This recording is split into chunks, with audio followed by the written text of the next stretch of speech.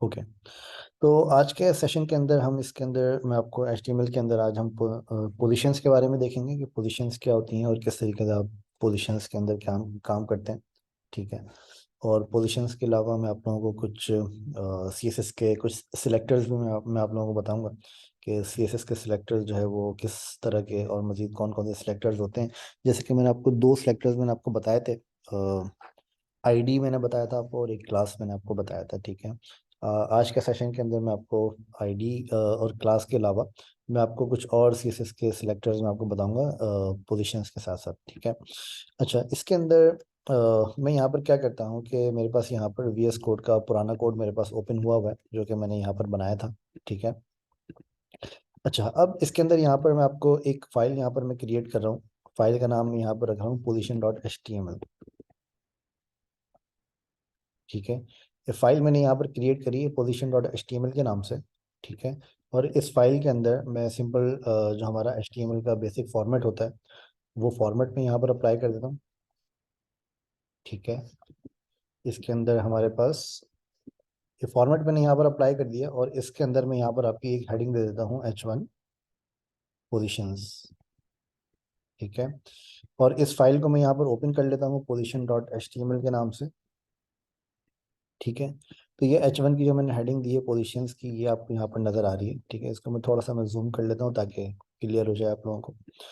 अच्छा, ये मैंने पोजीशंस की हेडिंग मैंने यहाँ पर दी है आपको और ये आपको यहाँ पर नज़र आ रही है। ठीक है। अच्छा, पोजीशंस आपके पास क्या होती हैं, मैं आपको थोड़ा सा पोजीशंस का कॉन्सेप्ट मैं आपको बता देता हूँ कि पोजीशंस आपकी क्या होती है और किस तरह से काम करते हैं पोजीशंस के ऊपर। ठीक है। अच्छा, पोजीशंस के ऊपर आप पोजीशंस की आपको ज़रूरत कहाँ पे पड़ती है कि जैसे फॉर एग्जांपल आप यहाँ पर क्या करते हैं कि जब आप कोई भी डिव बनाते हैं, फॉर एग्जांपल मैं यहाँ पे एक और H1 बनाता हूँ और ये H1 मेरे पास जो है वो इसको मैं बना देता हूँ सेकंड पोजीशन। ठीक है। ठीक है। यहाँ पर ये मैंने यहाँ पर बनाए पोजीशंस और सेकंड पोजीशन। ठीक है। अच्छा, अब इसके अंदर यहाँ पर क्या हुआ कि जब जैसे ही मैंने यहाँ पर सेकंड पोजीशन मैंने यहाँ पर बनाया तो ये ऑटोमेटिकली इसके नीचे आ गया है। ठीक है। मतलब पहले आपका ये वाला पार्ट आ गया फिर उसके बाद आपका सेकंड वाली जो आपकी हेडिंग है वो यहाँ पर आ गई है। तो इसी तरीके से जैसे जैसे आप इसके अंदर बनाते जाएंगे वो इसके अंदर आता जाएगा। अब इसके अंदर यहाँ पर मैं एक डिव बनाता हूँ और इस डिव के अंदर मैं यहाँ पर क्लास का नाम दे देता हूँ box1। ठीक ठीक है। तो ये मैंने क्लास का नाम दिया box1 और इसी के ऊपर मैं यहाँ पर इसकी CSS में डिफाइन कर देता हूँ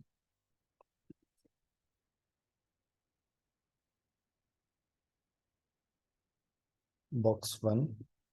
और इसको मैं कुछ स्टाइल में दे देता हूँ यहाँ पर फॉर एग्जांपल 200 पिक्सल की विड्थ है और हाइट इसकी है 200 पिक्सल की। ठीक है। और इसके ऊपर मैं बैकग्राउंड डिफाइन कर देता हूँ रेड।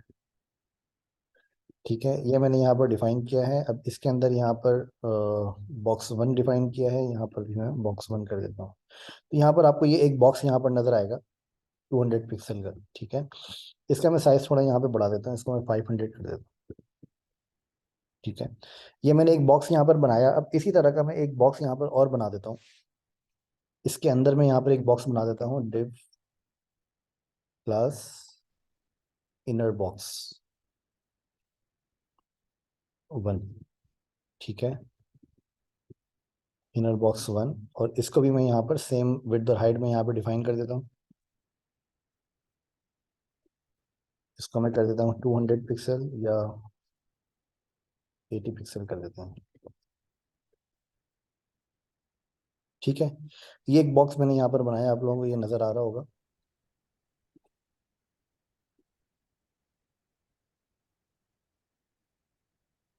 ठीक है। ये एक बॉक्स मैंने यहाँ पर बनाया, ये आप लोगों को नजर आ रहा होगा। अच्छा, अब यहाँ पर पोजीशंस आपकी क्या काम करती है कि अगर फॉर एग्जांपल मैं यहाँ पर इस बॉक्स की एक और कॉपी में यहाँ पे बनाता हूँ तो यहाँ पर आपको ये एक और बॉक्स यहाँ पर अब आपको यहाँ पर दो बॉक्स नजर आ रहे हैं। इसके बीच में आपको कोई स्पेस नजर नहीं आ रहा लेकिन ये आपके यहाँ पर दो बॉक्स हैं। ठीक है। इसके अंदर स्पेस क्रिएट करने के लिए मैं यहाँ पर इसको थोड़ा सा मार्जिन बॉटम दे देता हूँ 1 पिक्सल। ठीक है। तो अब आपको यहाँ पर इसके अंदर स्पेस थोड़ा सा नजर आ रहा है ये वाला, तो इस दैट मीन्स कि ये आपके दो बॉक्सेस हैं। अच्छा, अब आपको ये बॉक्सेस इस डिफ के अंदर मतलब ये आपका जो रेड बॉक्स आ रहा है इस बॉक्स के अंदर कहीं पर आपको चाहिए या फिर आपको ये वाला बॉक्स आपको इस बॉडी के अंदर कहीं पर आपको फिट करना है जो कि इस बॉक्स से बाहर आपको कहीं पे फिट करना है। तो वो आप कैसे करेंगे? अब फॉर एग्जांपल आपके पास ये जो डिव है, ये डिव आपकी इस वाले बॉक्स के अंदर है। अब आपको अगर यहाँ पर इसको फिट करना है, फॉर एग्जांपल जैसे आपको ये नज़र आ रहा है, आपको अगर मैं एग्जांपल दूं यहाँ पर, तो आपको यहाँ पर काफ़ी सारी एग्जांपल्स आपको इस तरह की नज़र आएंगी। मैं आपको एक एग्जांपल देता हूँ, joico.com एक वेबसाइट है। इस तरह की आपने काफ़ी सारी चीज़ें आपने देखी होंगी कि आप जब यहाँ पर स्क्रॉल डाउन करते हैं तो आपका ये सेक्शन ऊपर जो है ये फिक्स होता है, ठीक है। ये सेक्शन आपका ऊपर फिक्स होता है। और इसके अलावा आप अगर यहाँ पर देखें तो इसमें कुछ और चीज़ें भी हैं जो कि आपकी फिक्स हैं यहाँ पे। जैसे आपके यहाँ पर अदर सर्विसेज हैं, ये आपका एक बॉक्स यहाँ पर लगा हुआ है, ये आपको यहाँ पर फिक्स आ रहा है, ठीक है। इसी तरीके से आपने इसको अगर आप ओपन करेंगे तो ये आपका एक यहाँ पर लगा हुआ है जो कि फिक्स आ रहा है। अब अगर आप इसको इसी डिफ के तरीके से अगर आप इसको बनाएंगे तो आप इसको फिक्स पोजीशन कैसे अप्लाई करेंगे, क्योंकि उसकी वजह ये है कि फॉर एग्जांपल आपके पास यहाँ पर जितना ज़्यादा आपके पास यहाँ पर कंटेंट होगा, उसके हिसाब से आपके पास यहाँ पर स्क्रॉल आपका बढ़ता चला जाएगा। मतलब जितना ज़्यादा कंटेंट आपके पेज पर होता है उतना ज़्यादा आपके पेज के ऊपर स्क्रॉल आपका बढ़ता चला जाता है, ठीक है। तो इसके इसके इसको फिर आप अगर आपको यहाँ पर इसको फिक्स करना है यहाँ पर कहीं पर, और इसके अलावा इसको अगर आपको यहाँ पर इस बॉक्स के अंदर कहीं पर आपको फिक्स करना है कि आप जब इसको स्क्रॉल करें या फिर आप मतलब इसकी पोजीशन आपको अपने हिसाब से मैनेज करनी है। इसकी पोजीशन ऐसे मैनेज ना हो कि आप इसको एक के बाद एक रखें तो वो उसके नीचे प्लेस होता चला जाए। अगर आपको किसी भी स्पेसिफिक डिव की पोजीशन आप अपने हिसाब से मैनेज करना चाह रहे हैं तो उसके लिए हम सीएसएस के अंदर पोजीशंस को हम यूज़ करते हैं, ठीक है। अच्छा, पोजीशंस को आप कैसे यूज़ करते हैं? पोजीशंस के अंदर आपके पास यहाँ पर दो प्रॉपर्टीज मैं आपको आज बताऊंगा पोजीशंस के अंदर, सॉरी तीन प्रॉपर्टीज मैं आपको बताऊंगा पोजीशंस के अंदर कि पोजीशंस की ये तीन प्रॉपर्टीज किस तरह से काम करती हैं, ठीक है। अच्छा, पोजीशंस की जो बाय डिफॉल्ट आपकी कोई भी डिव आप जब यहाँ पर क्रिएट करते हैं तो उसकी बाय डिफॉल्ट जो पोजीशन होती है वो पोजीशन उसकी होती है स्टिक, ठीक है। स्टिक की उसकी पोजीशन होती है। तो उसके अंदर आपके पास क्या होता है कि स्टिक की पोजीशन का मतलब ये होता है कि आप जहाँ पर उसको प्लेस करेंगे वो वहीं पर आपकी वो पोजीशन जो है वो रहेगी यहाँ पे, ठीक है। मतलब या डिफॉल्ट के अंदर आप ऐसा ऐसा समझेंगे, डिफॉल्ट के अंदर आपकी किसी भी डिव के ऊपर कोई भी पोजीशन अप्लाई नहीं हुई हुई फॉर एग्जाम्पल, ठीक है। तो अभी आपने यहाँ पर कोई भी पोजीशन हैंडल नहीं करी हुई अपने डिव्स के अंदर। लेकिन अब अगर आपको जैसे मैंने एक सिनेरियो दिया कि आपको ये वाली डिव जो है वो आपको यहाँ पर फिक्स चाहिए, या फिर वो आपको इस बॉडी के हिसाब से आपको यहाँ पर फिक्स चाहिए, बॉटम पे बॉटम लेफ्ट पे चाहिए, या आपको टॉप बॉटम राइट पे चाहिए, या आपको टॉप राइट पे चाहिए, या टॉप लेफ्ट पे चाहिए, तो वो आप कैसे करेंगे? उसको करने के लिए मैंने जो यहाँ पर क्लास डिफाइन करी है बॉक्स वन और इनर बॉक्स वन, इसको मैं यहाँ पर थोड़ा सा आपको बताता हूँ कि ये क्लास जो है मैंने यहाँ पर डिफाइन करी है इसके अंदर पोजीशन आप सीएसएस के अंदर कैसे अप्लाई करेंगे। अब फॉर एग्जांपल इसके अंदर मैंने आपको बताया कि बाय डिफॉल्ट जो इसकी पोजीशन जो इस बाय डिफॉल्ट जो इसकी पोजीशन होती है वो ऐसा होती है कि आपने उस पर कोई पोजीशन अप्लाई नहीं करी हुई या कोई स्टिकी पोजीशन है वो, ठीक है। लेकिन अगर आप इसको यहाँ पर देखते हैं, अगर आप इसको यहाँ पर इनर बॉक्स वन को अगर आप यहाँ पर पोजीशन अप्लाई करते हैं, पोजीशन, और इसके अंदर एक पोजीशन होती है एब्सोल्यूट, ठीक है। मैंने ये पोजीशन अप्लाई करी यहाँ पर एब्सोल्यूट, ठीक है। तो एब्सोल्यूट जैसे ही मैं यहाँ पर पोजीशन अप्लाई करता हूँ तो बाय डिफॉल्ट जिसकी पोजीशन है वो स्टैटिक है। और जैसे ही मैंने यहाँ पर एब्सोल्यूट पोजीशन मैंने अप्लाई करी, तो एब्सोल्यूट पोजीशन अप्लाई करने के साथ साथ मेरे पास यहाँ पर अभी आप यहाँ पर देखेंगे तो आपको यहाँ पर कोई भी चेंज नज़र नहीं आएगा, ठीक है। अभी यहाँ पर आपको कोई भी चेंज नज़र नहीं आया, लेकिन जैसे ही आप यहाँ पर एब्सोल्यूट पोजीशन आप अप्लाई करते हैं तो एब्सोल्यूट पोजीशन के साथ आप यहाँ पर मल्टीपल डायरेक्शंस भी आप अप्लाई कर सकते हैं। फॉर एग्जांपल मैं यहाँ पर इसको बताता हूँ टॉप जीरो और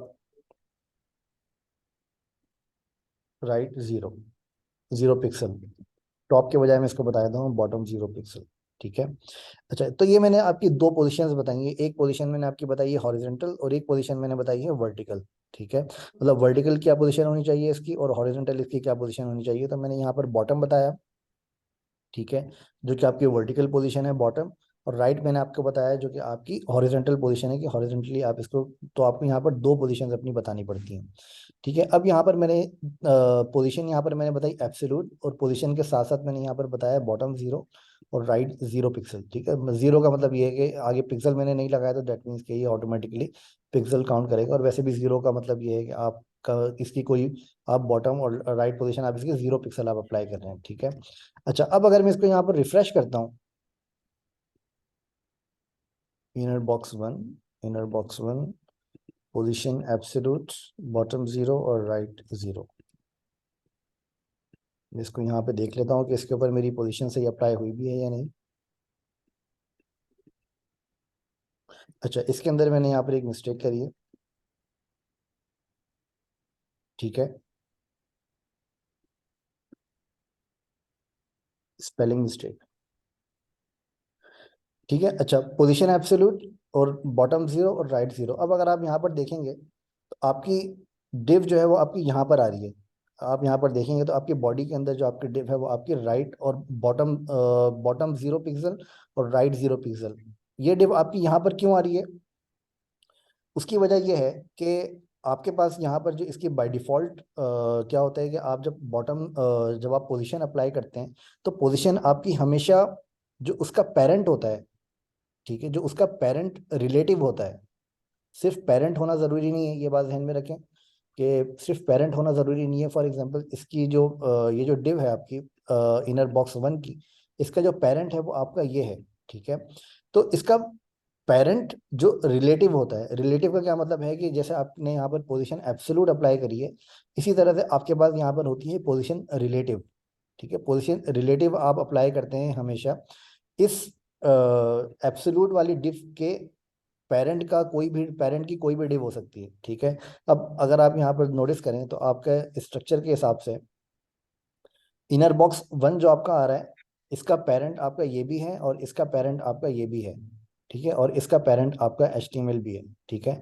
अब फॉर एग्जांपल अब मैं इसके अंदर यहाँ पर अगर मैं इसको डिफ बना के, तो अब अगर मैं इसको अप्लाई करूंगा तो इसके पेरेंट, इसके अब कौन कौन से पेरेंट हैं, अब ये वाली डिव किस किस के कौन कौन से डिव के अंदर है, ठीक है। दैट मीन्स के इसका पेरेंट जो है वो ये भी इसका पेरेंट है और ये भी इसका पेरेंट है और ये भी इसका पेरेंट है।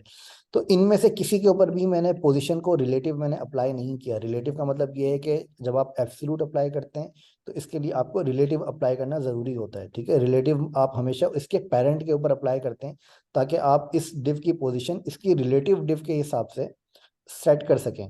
तो जो भी आप एब्सोल्यूट के ऊपर पोजीशन आप अप्लाई करेंगे, bottom zero, bottom horizontal position apply करेंगे, वर्टिकल पोजीशन आप अप्लाई करें, तो एब्सोल्यूट वाली जो आपकी डिव होती है वो हमेशा इसके पेरेंट जो रिलेटिव जिसके ऊपर आपने अप्लाई किया है उसके हिसाब से आपका बॉटम और राइट आपका कैलकुलेट होता है, ठीक है। अभी जैसे कि मैंने इसके ऊपर किसी के इसके पेरेंट के ऊपर कहीं पर भी मैंने पोजीशन रिलेटिव अप्लाई नहीं किया, तो इस वजह से वो आपका डायरेक्ट जो इसका रिलेटिव है वो आपका बॉडी को उठा रहा है, ठीक है। तो इसका मतलब ये है कि अब ये आपकी जो डिव की जो पोजीशन अप्लाई हुई है वो आपकी बॉडी के हिसाब से हुई है। आपकी बॉडी जो है ये आपका पूरी आपकी बॉडी है, ठीक है। अब फॉर एग्जाम्पल मैं इसके ऊपर, अब इसका पेरेंट जो है वो आपका ये बॉक्स वन है, अब इसके ऊपर मैं बॉक्स वन के ऊपर अप्लाई कर देता हूँ पोजिशन रिलेटिव, ठीक है।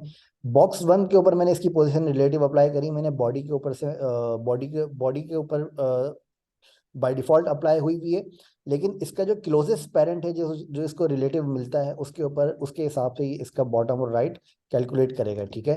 अब अगर मैं इसको रिफ्रेश करता हूँ अपने पेज को, तो अब आप यहाँ पर देखेंगे कि आपकी डिव की जो पोजीशन है वो पोजीशन आपकी बॉडी से हटके इसके जो रेलेवेंट डिव है जिसके ऊपर जिसके जिसके ऊपर आपने पोजीशन रिलेटिव आपने अप्लाई किया है, जो भी इसका क्लोजेस्ट जो इसका रेलिवेंट पोजीशन होगी उसके ऊपर ये इसकी जो डिव है वो अप्लाई कर देगा।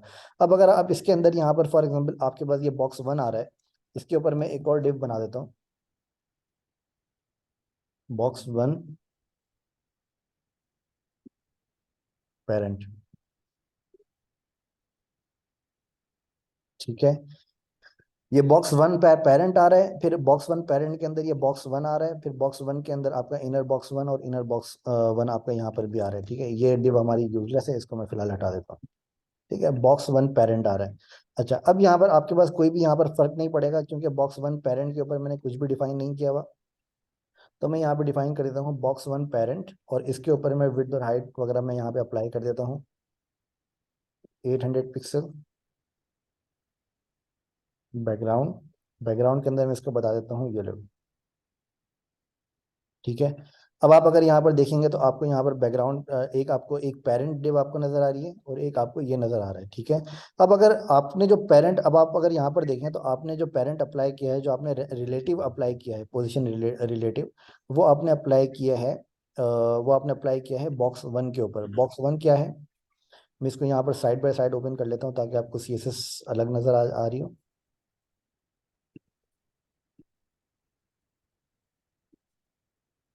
ठीक है। सेम फाइल को मैंने साइड बाय साइड मैंने ओपन किया ताकि आपको CSS अलग नजर आ रही हो और आप डिव को अलग आप देख सकें, ठीक है। अच्छा, अब आप अगर यहाँ पर देखें अपनी CSS को, तो आपके पास यहाँ पर एक आपका पेरेंट है जो कि बिल्कुल मेन आपका पेरेंट है, ठीक है। फिर उसके बाद आपका एक चाइल्ड है बॉक्स वन, ये आपका बॉक्स वन चाइल्ड है। इसके ऊपर मैंने यहाँ पर अप्लाई किया है पोजीशन रिलेटिव। ये ध्यान में रखें कि मैंने पेरेंट के ऊपर अप्लाई नहीं किया, मैंने इस पेरेंट के चाइल्ड के ऊपर अप्लाई किया। ठीक है। और इसके अंदर मैंने यहाँ पर ये दो डिव मैंने यहाँ पर बनाई हैं, इन दोनों डिव के ऊपर मैंने अप्लाई किया है पोजीशन एब्सोल्यूट। एब्सोल्यूट के साथ मैंने अप्लाई की है पोजीशन अपनी बॉटम और राइट। ठीक है। इसके अंदर आपके पास चार पोजीशंस होती हैं, बॉटम, राइट, टॉप, लेफ्ट। ठीक है। आप टॉप अप्लाई करेंगे तो जाहिर है आपको बॉटम अप्लाई करने की जरूरत नहीं है, आप राइट अप्लाई करेंगे तो आपको लेफ्ट अप्लाई करने की जरूरत नहीं है। ठीक है। तो ये आपका कॉमन सेंस है। अच्छा, तो अब हमने यहाँ पर एक हॉरिजॉन्टल पोजीशन अप्लाई कर दी और एक हमने यहाँ पर वर्टिकल पोजीशन अप्लाई कर दी। हॉरिजॉन्टल पोजीशन हमने बता दी फिर राइट जीरो है, और वर्टिकल पोजीशन हमने बता दी कि बॉटम जीरो जीरो पिक्सल है। ठीक है। इसको आप अपने हिसाब से मेंटेन कर सकते हैं, मैं आपको अभी चेंज करके बताता हूँ इसको। ठीक है। अच्छा, अब जो मैंने यहाँ पर पोजीशन अप्लाई करी है वो मैंने बॉक्स वन पे अप्लाई करी है, और अब अगर मैं यहाँ पर इसके ऊपर भी पोजीशन रिलेटिव में अप्लाई कर देता हूँ। ठीक है। तो अब अगर मैंने यहाँ पर इसके ऊपर मैंने पोजीशन रिलेटिव अप्लाई किया, लेकिन आप अगर यहाँ पर देखेंगे तो यहाँ पर कोई भी फर्क नहीं पड़ेगा। वो फर्क क्यों नहीं पड़ेगा? अगर आपको याद हो तो मैंने वर्ड यूज किया क्लोजेस्ट का। क्लोजेस्ट का वर्ड जो आपका होता है वो ये होता है कि इसका जो क्लोजेस्ट रिलेटिव जो इसको मिलता है उसके हिसाब से ये अपनी पोजीशन को ऑटोमेटिकली कैलकुलेट करता है। अगर मैं यहाँ से रिलेटिव हटा दूंगा तो दैट मीन्स कि फिर वो इसका क्लोजेस्ट ये वाला रिलेटिव बन जाता है। ठीक है। क्योंकि मैंने दोनों के ऊपर ये रिलेटिव अप्लाई किया है, पेरेंट के ऊपर भी किया है और पेरेंट के चाइल्ड के ऊपर भी किया है। अब अगर फॉर एग्जांपल मैं यहाँ से अपना पोजीशन रिलेटिव को मैं कमेंट कर देता हूँ। ठीक है। जैसे मैं इसके ऊपर कमेंट करता हूँ और फिर मैं इसको रिफ्रेश करता हूँ तो अब आपको ये नजर आएगी आपकी जो डिव है वो आपकी यहाँ पर बॉटम के ऊपर सेट हो गई। क्योंकि अब इस डिव की जो रिलेटिव पोजीशन है वो है ये वाली। क्योंकि ये वाली जो डिव है आपकी, ये डिव इसकी भी चाइल्ड है और इसकी भी चाइल्ड है। अगर आप यहाँ पर अपना स्ट्रक्चर देखें तो ये वाली जो डिव है आपकी वो इसकी भी चाइल्ड है और इसकी भी चाइल्ड है। अगर आप इस इन दोनों डिव्स को अगर आप इससे बाहर निकाल दें, ठीक है, तो अब आप यहाँ पर देखेंगे कि इसकी जो पोजीशन एब्सोल्यूट है वो आपकी बॉडी के हिसाब से चल रही है, वो अब इसके हिसाब से नहीं चल रही। क्योंकि अब इस डिव का जो आपका पेरेंट है वो पेरेंट आपका डायरेक्ट बॉडी है। देख रहे हैं? ठीक है। तो इसके अंदर चाइल्ड, पेरेंट और पोजीशंस का एक साथ आपका काम होता है, जो कि आपको इसके अंदर ध्यान से आपको करना होता है कि कोई भी आप इस तरह का काम करें तो आपकी जो डिव्स हैं वो आपकी प्रॉपरली उसका जो पेरेंट और चाइल्ड को आपको देख के फिर उसका रेलिवेंट और उसका एब्सोल्यूट आपको सेट करना होता है। ठीक है। अच्छा, अब इसके अंदर मैंने एब्सोल्यूट और रेलिवेंट का मैंने आपको बता दिया। इसके अंदर अगर आप में से किसी को कोई कंफ्यूजन है, कुछ पूछना है तो मुझे पूछ लें प्लीज, फिर मैं आपको इसके पोजिशंस की एक और बता देता हूँ।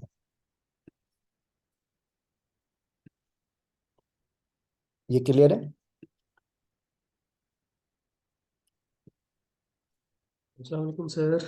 वालेकुम सलाम। सर मुझे तो बिल्कुल नहीं क्लियर, मैं बस देख ही जा रहा हूँ आप जो जैसा भी कर रहे आप प्रैक्टिस कर रहे हैं या नहीं कर रहे हैं? हैं। जी मैंने HTML की प्रैक्टिस स्टार्ट की है सर। बस सही है, आप वो प्रैक्टिस करते रहें, आप इसको देखें ताकि आपको एक कॉन्सेप्ट थोड़ा सा आपके माइंड में बैठे। ठीक है। लेकिन आप उसको अपने स्टेप बाय स्टेप आप उसकी प्रैक्टिस करें। ठीक है। तो जब आप इस लेक्चर तक पहुंचेंगे तो फिर उसके बाद, क्योंकि आपने थोड़ा सा लेट ज्वाइन किया है मेरे ख्याल से, तो इस वजह से जी जी। आप शायद जो है वो अभी आपको थोड़ा सा नहीं समझ में आएगा। लेकिन आप इसको अपने स्टेप बाय स्टेप करके आप इसकी प्रैक्टिस करते रहें, लेकिन जब आप इस लेक्चर तक पहुंचेंगे तो आपको चीज़ें क्लियर हो जाएंगी काफ़ी हद तक। जी बेहतर हो गया सर, ठीक ठीक है। है। ओके। जी जी, और आप और किसी का कोई क्वेश्चन, कोई कंफ्यूजन? सर, डिव बता सकते हैं आप, डिव किसे कहते हैं हम? मैं बता देता हूँ। अच्छा, डिव आपकी क्या होती है? डिव आपका, अगर आप डिव के ऊपर अगर आप गौर करें इसके वर्ड के ऊपर, तो डिव आपका होता है डिवाइडर्स, डिवाइडर। डिवाइडर क्या कहते हैं, आप उसको डिविजन्स कह लें। ठीक है। तो डिव आपके होते हैं डिवाइडर। डिवाइडर आपके क्या होते हैं? डिव एक्चुअली आपका एक ब्लॉक होता है जिसको आप कहते हैं कि भाई फॉर एग्जांपल आपके पास यहाँ पर एक वेबसाइट है। ठीक है। फॉर एग्जांपल आपके पास ये एक वेबसाइट है ilmis.com।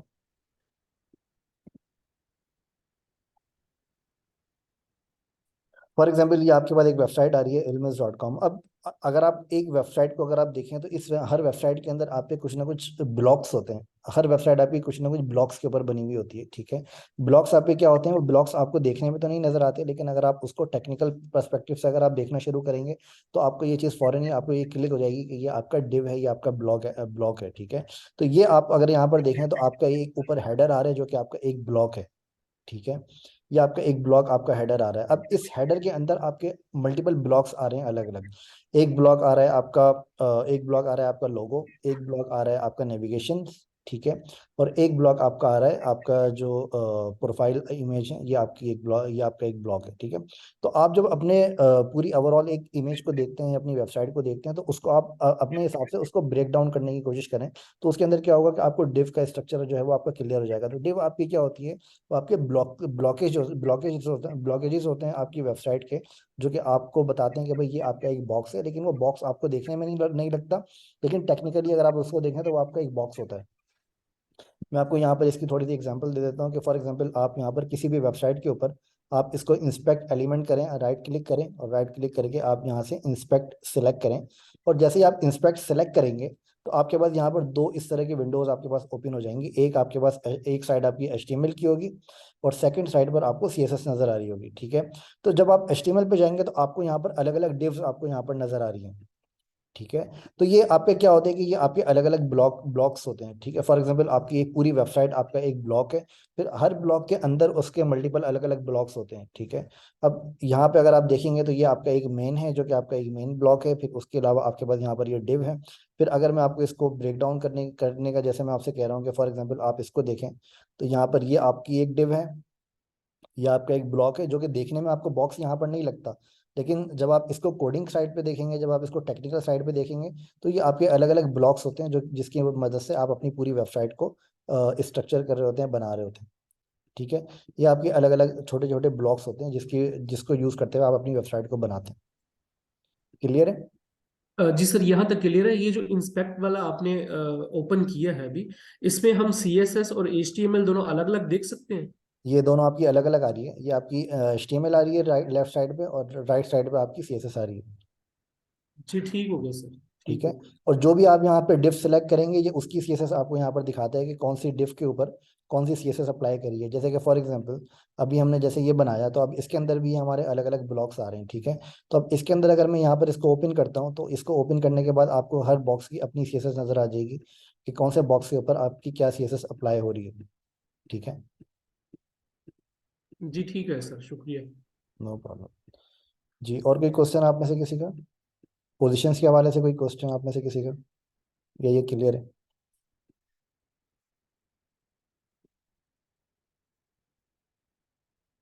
सर पोजीशन में जो है, हम जो एब्सल्यूट अगर करते हैं तो हम यानी कि जो पेरेंट वाली हमारी डिव है उसके अंदर ही हमारी पैडिंग होगी।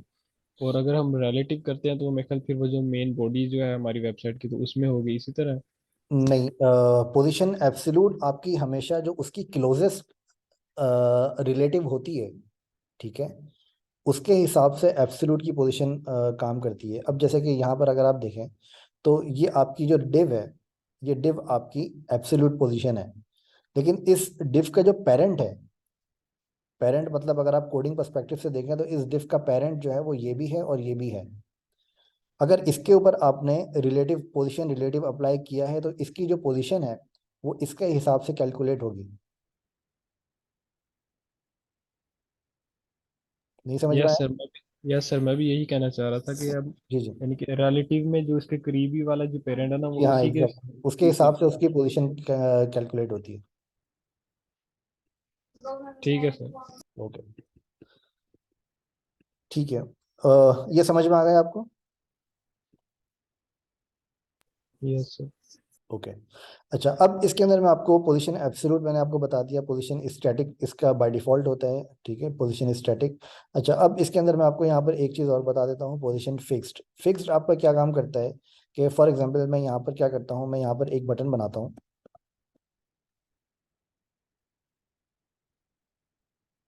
यहाँ पर मैंने एक बटन बनाया, चैट पे 10,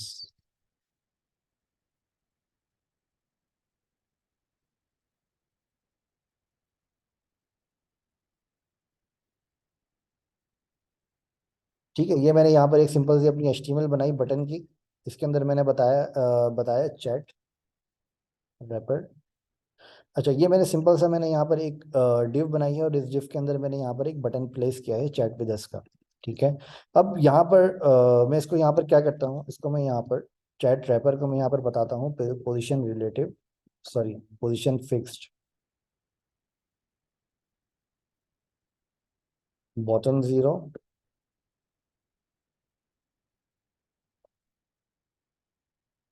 राइट 0। ठीक है, इसको मैं कर देता हूँ 20 पिक्सल, इसको भी मैं कर देता हूँ 20 पिक्सल। तो अब इसके अंदर क्या होगा कि जब आप यहाँ पर अपनी वेबसाइट को देखेंगे जहाँ पर मैंने ये बनाई है, तो यहाँ पर आपको एक बटन नजर आ रहा है चैट विद अस का। ठीक है। अच्छा, अब ये जो बटन आपको नजर आ रहा है, इसको अगर आप यहाँ पर इसको स्क्रॉल करेंगे तो आप ये नोटिस करें कि ये वाला जो बटन है आपका, ये स्क्रॉल नहीं हो रहा है इसके साथ।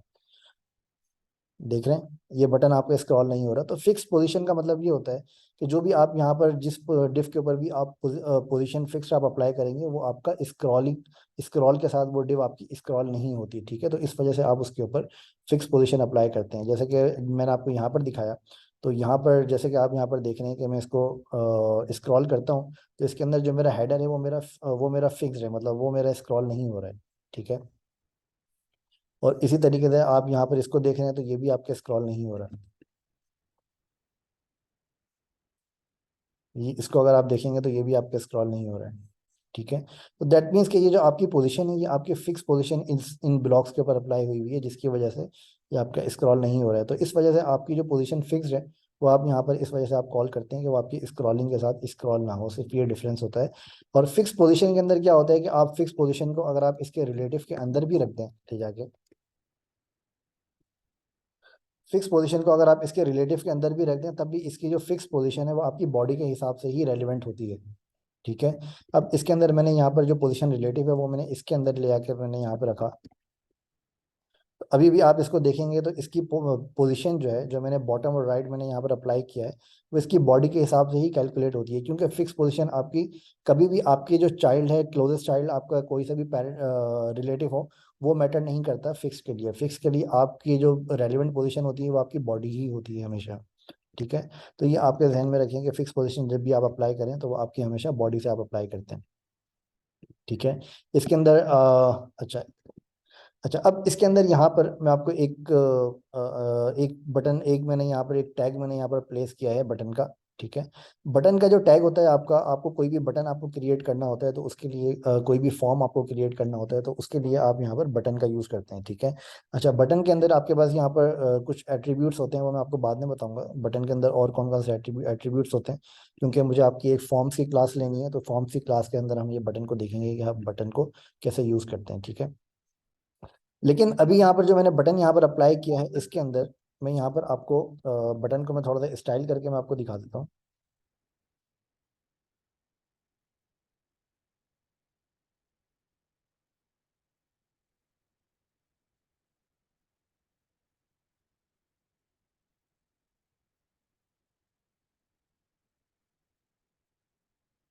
सर इसमें आपने बटन को इनके सीधा बटन से ही कैच किया, उसकी क्लास के नाम से नहीं कैच किया, तो ऐसे जी, भी कर सकते हैं हम। जी, मैं आपको यही बताने के लिए मैंने ये किया।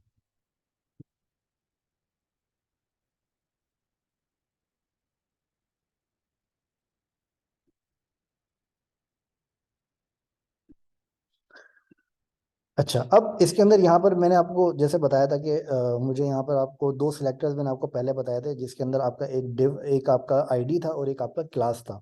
ठीक है, तो आप इसके अंदर आईडी के लिए आप क्या करते हैं, आईडी के लिए आप हैश यूज़ करते हैं। ठीक है, फॉर एग्जांपल आपके पास यहाँ पर अगर कोई हेडर है, तो इसके लिए आप यहाँ पर क्या करते हैं, आप आईडी हैश यूज करते हैं। ठीक है, तो आईडी के लिए आप यहाँ पर क्या करते हैं, हैश हेडर। और अगर आपकी क्लास होती है तो उसके लिए आप डॉट यूज करते हैं। लेकिन अगर आपको किसी स्पेसिफिक टैग के हिसाब से सिलेक्ट करना है, किसी स्पेसिफिक टैग के हिसाब से सिलेक्ट करना है, तो आपको हैश भी यूज करने की जरूरत नहीं है और आपको डॉट भी यूज करने की जरूरत नहीं है। आप सिंपल उस टैग का नाम आप यहाँ पर लिखें, तो जितने भी आपके बटन होंगे पूरे पेज के ऊपर, उन सब के ऊपर आपका वो स्टाइल अप्लाई हो जाएगा। अब फॉर एग्जाम्पल यहाँ पर मेरे पास कुछ और भी बटन मैं बना देता हूँ।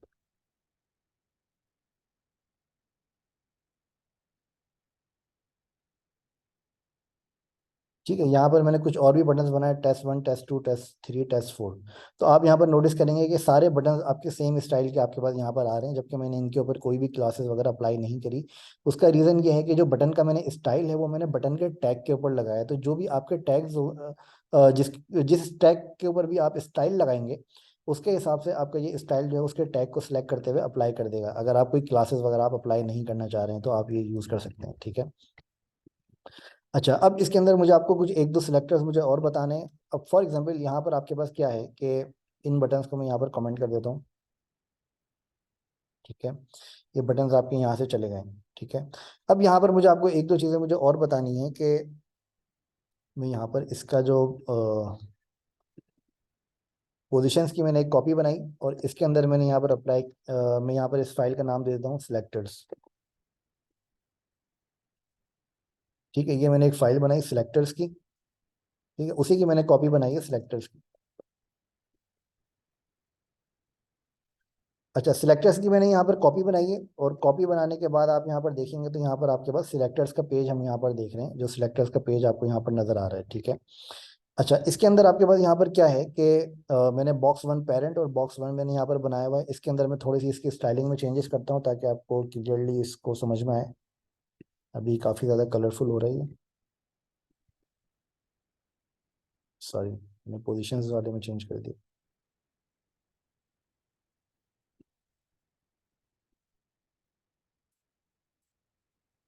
इसके अंदर से मैं बैकग्राउंड वगैरह हटा देता हूँ सारे, ठीक है।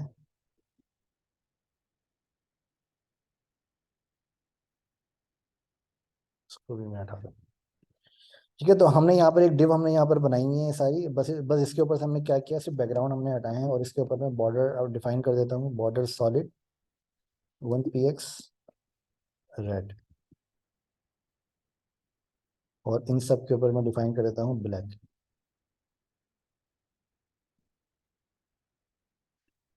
ठीक है, तो आपको यहाँ पर ये डिव्स आपको यहाँ पर नजर आ रही हैं, ठीक है। एक डिव आपको यहाँ पर नजर आ रही है ये वाली, ठीक है, और इसके साथ साथ आपको यहाँ पर एक दो डिव्स आपको और नजर आ रही हैं, जो कि एक आपकी ये रेड वाली है और एक आपकी ब्लैक वाली है, ठीक है। जिसके अंदर अगर आप यहाँ पर देखें तो यहाँ पर बॉक्स वन पेरेंट को मैंने रेड कलर का कलर दिया है और इसके अंदर जो आपका बॉक्स वन है इसके ऊपर मैंने कोई डिफाइन नहीं किया, इसके ऊपर भी मैं इनर बॉक्स वन के ऊपर मैंने कोई डिफाइन नहीं किया, इसके ऊपर भी मैं डिफाइन कर देता हूँ और इसके ऊपर से मैं पोजीशन हटा देता हूँ और इसको मैं इसका भी जो कलर है वो मैंने ब्लैक दिया हुआ है, ठीक है।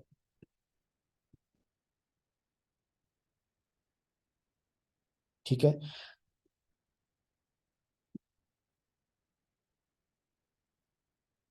अच्छा, तो आपको यहाँ पर क्या हो रहा है कि आपको यहाँ पर तीन अलग अलग बॉक्सेस, आपको यहाँ पर चार अलग अलग बॉक्सेस आपको नजर आ रहे हैं। एक आपको नजर आ रहा है रेड कलर, एक आपको नजर आ रहा है ब्लैक कलर, और दो बॉक्सेस आपको इस इन ब्लैक कलर्स के इस डिव के अंदर आपको दो बॉक्सेस आपको नजर आ रहे हैं, ठीक है। जी, मैं अलाइनमेंट का बताता हूँ आपको, पहले मैं ये समझा दूँ फिर मैं बता दूँ। अच्छा, अब इसके अंदर अगर आप यहाँ पर देखें तो मैंने यहाँ पर इसके अंदर इसको बॉर्डर दिया है मैंने सॉलिड 5 पिक्सल रेड, जो आपका मेन जो आपका पेरेंट बॉक्स है, ठीक है। अच्छा, अब मैं इसके अंदर यहाँ पर क्या करता हूँ, जैसे मैंने आपको डिव बताया कि डिव के अंदर आप यहाँ पर क्या करते हैं कि डिव की मदद से आप यहाँ पर अलग अलग बॉक्सेस के ऊपर आप कलर्स आप अप्लाई करते हैं। डिव के अंदर आप टैग सिलेक्टर ही आपका होता है और इस डिव के ऊपर आप कोई भी आप स्टाइल अप्लाई करेंगे तो वो सारी डिव्स के ऊपर आपका अप्लाई होगा अगर आप डिव के अंदर कुछ भी डिफाइन नहीं कर रहे हैं, ठीक है। तो अब इसके अंदर मैं यहाँ पर बताता हूँ, for example border background background बता देता हूँ, बैकग्राउंड ऑरेंज। तो अब आप यहाँ पर देखेंगे कि सारी डिफ के अंदर आपका जो बैकग्राउंड है वो आपका ऑरेंज हो गया, ठीक है। इस डिफ के अंदर भी ऑरेंज बैकग्राउंड आ रहा है, इस डिफ के अंदर भी ऑरेंज बैकग्राउंड आ रहा है और इस डिफ के अंदर भी आपका ऑरेंज बैकग्राउंड आ रहा है, क्योंकि मैंने यहाँ पर डिफ के ऊपर मैंने अप्लाई किया है तो इस वजह से आपके पास ये ऑरेंज बैकग्राउंड आ रहा है, ठीक है। इस डिफ को मैं यहाँ पर प्लेस कर देता हूँ इसके नीचे बॉक्स, या इसको मैं बिल्कुल नीचे भी प्लेस कर सकता हूँ आपको समझाने के लिए, लेकिन फिलहाल ये ठीक है, सही है।